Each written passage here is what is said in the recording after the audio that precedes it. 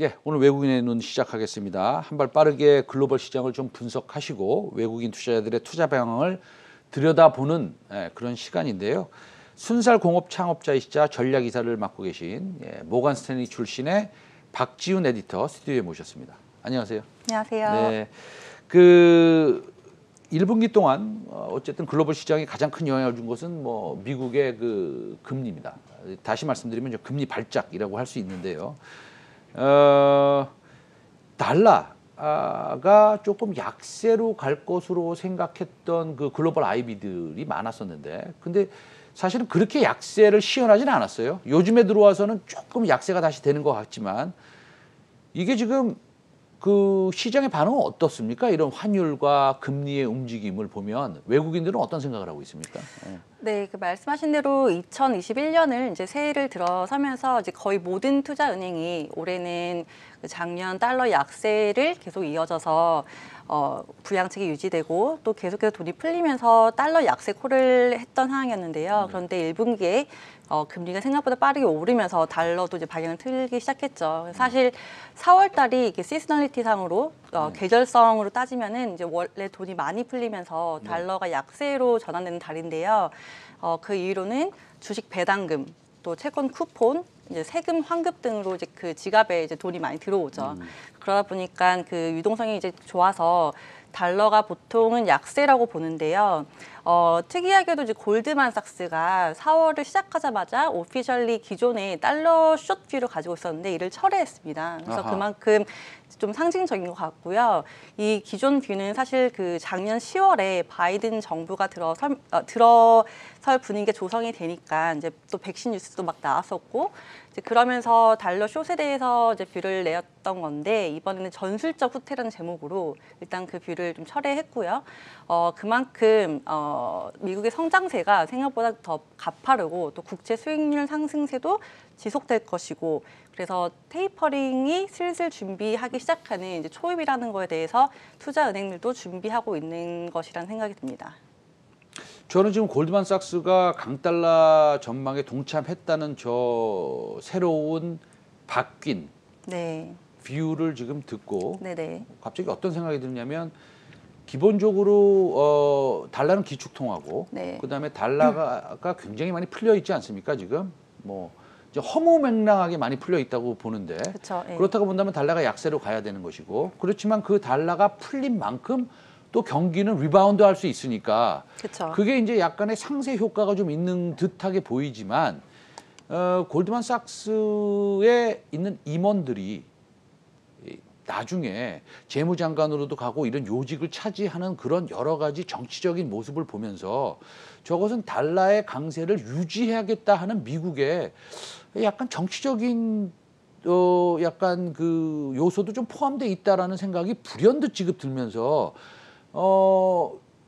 사실은 돈을 더 풀 것이고 달러는 그대로 유지해야 될 것이고 하는 미국의 그런 의도가 좀 엿보이는 것 같아서 좀 그런 좀 측면이 듭니다. 그래서 어쨌든 뭐 결론은 없습니다. 하여튼 그런 생각이 좀 든다는 것이지. 어쨌든 그러면 이런 그 달러가 강세가 된다고 골드만에서 얘기를 했으면 그 헤지 펀드들은 그런 포지션을 갖다가 이제 다 따로 잡아야 될 텐데 예를 들자면 뭐 이머징 마켓을 다 팔고 미국을 산다든지 그분들 헤지 펀드들의 움직임은 어떻습니까? 네, 사실 그래서 방금 말씀하셨던 부분에 대해서는 그 골만삭스가 그래서 전술적인 후퇴라는 표현을 쓰긴 했어요. 이번 리포트에서. 그만큼 그 중장기적으로는 달러가 말씀하신 대로 아직 많이 풀려있기 때문에 약세를 보고 있지만 하지만은 그 당장은 이제 미국 경기가 너무 좋아서 테이퍼링이 시작이 되면 너무 약해질 요인이 보이지 않는다 이렇게 좀 보고 있고요. 헤지 펀드들은 사실 2월부터, 그러니까 작년 11월부터 굉장히 달러 숏이 많았거든요. 작년 그 달러 매도 베팅이 작년 6월 이후 최저치 수준에서 최근에 이제 달러 공매도 포지션이 많이 정리된 상태예요. 그래서 숏 커버링이 된 상태이고 11월 이후에는 처음으로 이제 그 주요 7개 통화 대비 달러 포지션이 순매수로 돌아섰습니다. 그래서 3월 중순부터는 주간으로 봤을 때는 플러스가 전환되고 나서 지금 3주 연속 유지되고 있는 상황이에요. 그러면 미국의 경기가 GDP 성장률도 그렇고요. 강하게 턴어라운드 한다는 것은 뭐 우리가 일단은 믿고 가야 되겠습니다. 네. 그렇죠? 근데 미국의 경기가 강하게 턴어라운드 한다면 사실은 뭐 주변 국가도 나쁠 건 없지 않습니까? 그렇죠? 그쵸. 네. 우리나라는 뭐 수출이 GDP에 차지하는 포션이 굉장히 크니까요. 그러면 앞으로의 환율, 뭐 환율 좀 얘기하셨지만 그다음에 금리 또 이 둘 간의 관계가 있지 않습니까? 네네, 그렇죠. 그거 어떻게 전망하십니까?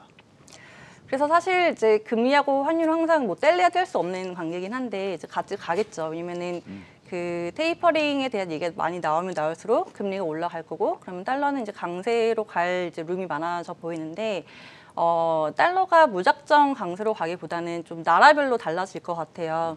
뭐 주식만 봤을 때는 작년 같은 경우에 지수가 코로나로 조정을 받고 이제 다 같이 오른 다음에 올해 같은 경우에는 섹터별로 좀 이렇게 구분이 되고 있잖아요. 그것처럼 올해에는 달러 기준으로 봤을 때는 한국이나 대만, 중국 같이 GDP나 이제 수출이 이제 강한 나라들은 계속해서 달러 대비 더 강세를 보일 가능성이 크고요.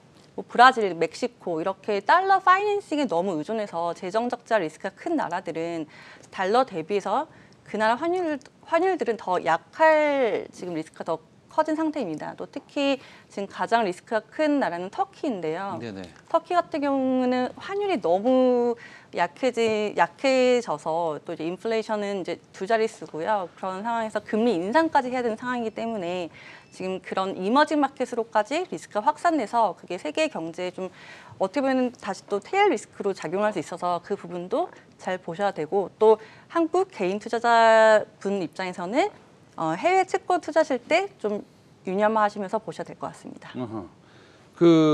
오늘은 코스닥은 좀 팔고 있어요, 외국인들이. 네. 근데 코스피는 조금 사고 있는 걸로 알고 있습니다. 그리고 지난 그 9일 중에서 8일은 외국인이 매수를 했습니다. 네네. 매수를 했고 외국인이 조금 사고 있네요. 코스피 아주 조금 사고 있고 코스닥은 좀 팔고 있는데 그러면은 외국인이 골드만은 달러가 강세가 된다. 물론 주식을 투자하면서 뭐 네. 환율만 보고 하는 건 아니죠. 그쵸. 환율이 어느 정도의 포인트이긴 하지만 투자 포인트이긴 하지만 그러면은 달러 대비 워낙 강세가 이어진다는 건가요? 뭐 어떻게 되는 겁니까 이게? 지금 같은 상황에서는 항상 이제 그때마다 스토리가 조금씩 달라지는데요. 네.